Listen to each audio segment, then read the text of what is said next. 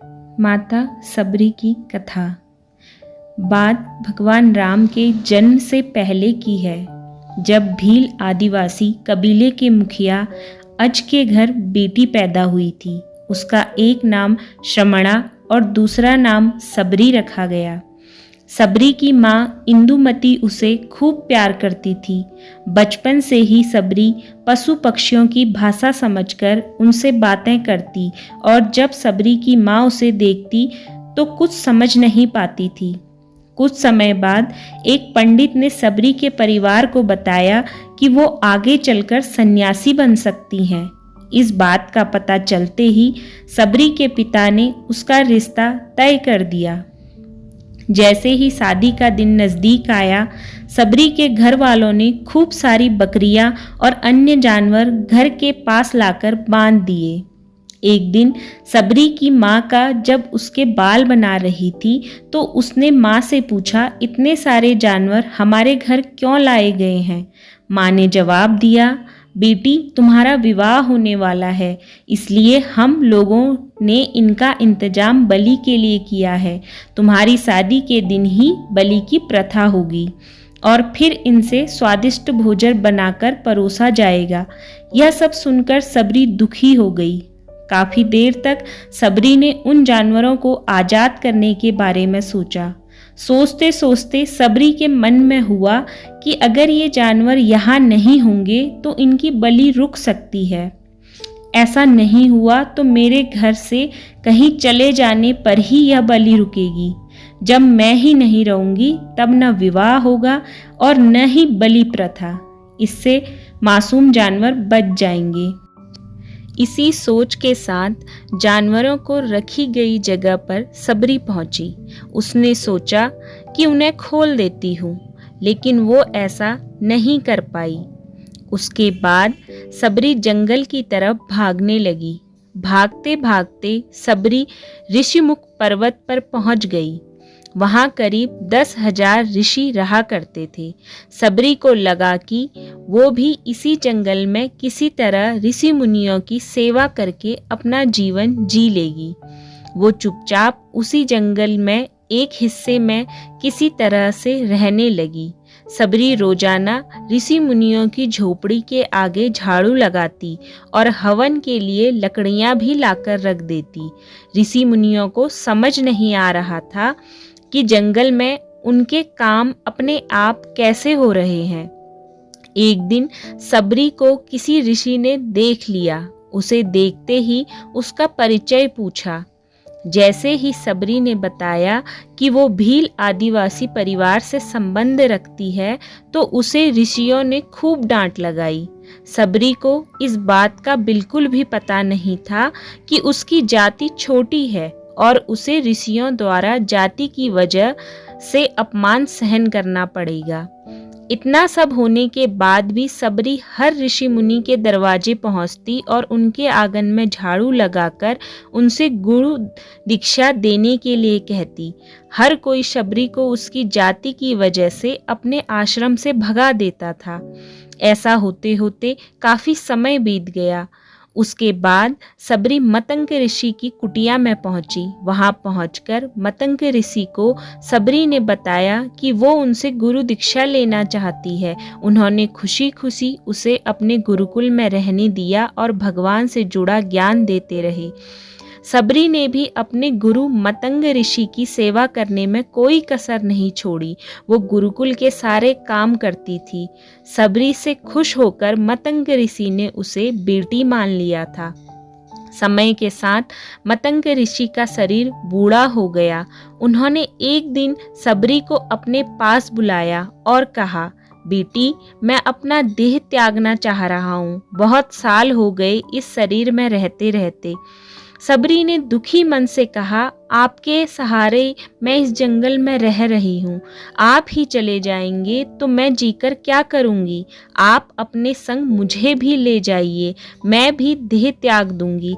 मतंग ऋषि ने जवाब दिया, बेटी, तुम्हें चिंता करने की जरूरत नहीं है। राम तुम्हारी चिंता करेंगे और ध्यान भी रखेंगे। सबरी ने राम का नाम सुनने के बाद पूछा, वो कौन है और उन्हें मैं किस तरह से ढूंढूंगी? मतंग ऋषि ने बताया, राम कोई और नहीं, भगवान है। वो तुम्हें सारे अच्छे कर्मों का फल देंगे। तुम्हें उन्हें ढूंढने की कोई जरूरत नहीं है। वो एक दिन खुद तुम्हें खोजते हुए इस कुटिया में आएंगे और तुम्हें उनके हाथों ही मोक्ष मिलेगा। तब तक तुम इसी आश्रम में रहो। इतना कहते ही मतंग ऋषि ने अपना शरीर त्याग दिया। सबरी के मन में मतंग ऋषि के जाने के बाद से एक ही बात थी कि भगवान राम स्वयं उससे मिलने आएंगे। वो रोज भगवान राम से मिलने के लिए बाग से अच्छे अच्छे फूल लाकर पूरा आश्रम सजाती और भगवान के लिए बेर तोड़कर लाती।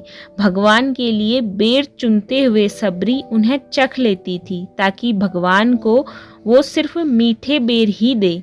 रोजाना सबरी इसी तरह भगवान के दर्शन की आस में फूल और बेर इकट्ठा करती रहती थी। इसी तरह इंतजार में कई साल बीत गए। सबरी का शरीर एकदम वृद्ध हो गया। एक दिन आश्रम के पास के ही तालाब में सबरी पानी लेने के लिए गई।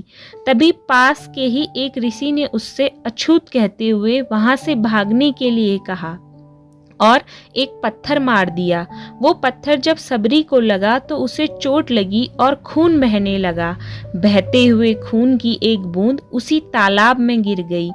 तभी पूरा तालाब का पानी खून में बदल गया। ये सब होता देख ऋषि ने सबरी को ही डांटा और कहा कि पापिन, तुम्हारी वजह से पूरा पानी खराब हो गया। रोज ऋषि उस पानी को साफ करने के लिए अपनी कई तरह की विद्याओं का इस्तेमाल करते। कई सारे जतन करने के बाद भी कुछ नहीं हुआ। फिर उन्होंने गंगा जैसी कई पवित्र नदियों का जल भी उस तालाब में डाला, फिर भी तालाब का पानी साफ नहीं हो पाया और वो खून जैसा ही रहा। कई सालों तक तालाब के पानी को साफ करने की कोशिश के बाद भी कुछ काम नहीं आया, तो ऋषि ने थककर सब कुछ छोड़ दिया। इस घटना के कई सालों के बाद भगवान राम अपनी पत्नी माता सीता के हरण के बाद उन्हें ढूंढते हुए उसी तालाब के पास पहुंचे। ऋषि मुनियों ने उन्हें पहचान लिया। भगवान को वहां देखकर ऋषियों ने तालाब का पानी साफ करने के लिए भगवान को अपने पैर उसमें डालने के लिए कहा, लेकिन पानी जैसे का तैसा ही था। ऋषि मुनियों ने भगवान से भी कई अन्य जतन करवाए, लेकिन वो पानी जस का तस खून जैसा ही रहा। तब भगवान ने ऋषियों से पानी के रक्त में बदलने की कहानी पूछी। तब ऋषि ने सबरी को पत्थर मारने वाली सारी बात बता दी। उसके बाद कहा कि वो महिला ही अपवित्र है, छोटी जात की है, इसलिए ये सब हुआ है। उसी वक्त भगवान राम ने कहा, ये सब आप लोगों के खराब वचनों से हुआ है। सबरी को इस तरह के शब्द बोलकर आप लोगों ने उसे नहीं बल्कि मेरे दिल को घायल किया है। इसी घायल दिल के रक्त का प्रतीक यह तालाब का लाल पानी है। आगे भगवान राम बोले, कहाँ है वो माई, मैं उनसे मिलना चाहता हूँ। तब तक सबरी उसी तालाब के पास पहुँच जाती है। इस दौरान सबरी के पैर को ठोकर लगती है और कुछ धूल उस तालाब में गिर जाती है। तभी सारा पानी साफ हो जाता है। भगवान सबसे कहते हैं कि देखिए, आप लोगों ने क्या कुछ नहीं किया, लेकिन पानी साफ नहीं हो पाया। अभी सिर्फ इनके पैर की थोड़ी सी धूल ने ही तालाब का पानी साफ कर दिया। भगवान राम को सबरी पहचान चुकी थी। उन्हें प्रणाम करके सबरी ने कहा, भगवान, आप मेरे साथ कुटिया में चलिए। भगवान भी खुशी खुशी सबरी के साथ चल पड़े। फूलों से सबरी ने भगवान राम का स्वागत किया। वो सीधे बेर तोड़ने के लिए बाग गई और चक चक कर उनके लिए बेर लेकर आई। उन्होंने बड़े ही प्यार से भगवान राम और उनके भाई लक्ष्मण को बेर दिए। भगवान राम ने भी उतने ही प्यार से उन बेर को खाना शुरू किया। तभी बेर देखकर मुंह बनाते हुए लक्ष्मण ने कहा, भैया ये बेर जूठे हैं, इन्हें आप कैसे खा सकते हैं?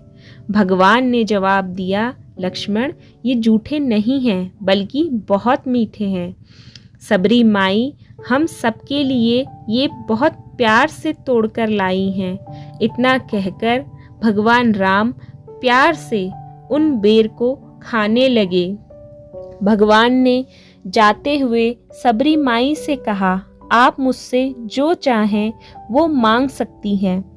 सबरी ने उन्हें कहा, मतंग ऋषि के कहने पर मैं आज तक सिर्फ आपके दर्शन के लिए जी रही थी।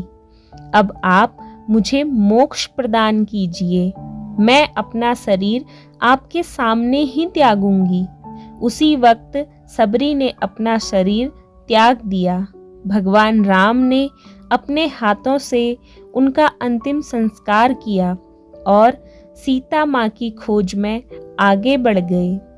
इसी तरह से ऋषि मतंग की बात सच साबित हुई और सबरी को भगवान राम के दर्शन भी हुए। तभी से भगवान राम को सबरी के राम भी कहा जाने लगा।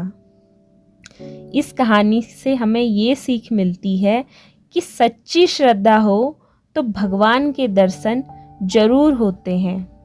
तो फ्रेंड्स, ये थी हमारी आज की वीडियो, आज की सबरी माता की कथा। आई होप आप लोगों को ये वीडियो पसंद आई होगी। अगर आप लोगों को ये वीडियो पसंद आई तो प्लीज़ वीडियो को लाइक कर दें और साथ में चैनल को सब्सक्राइब जरूर करें और इस वीडियो को, इस कथा को अपने फ्रेंड्स और फैमिली के साथ शेयर जरूर करें। मिलते हैं एक नई कहानी, नई कथा और एक नई सीख के साथ। Thank you so much for watching. Bye bye.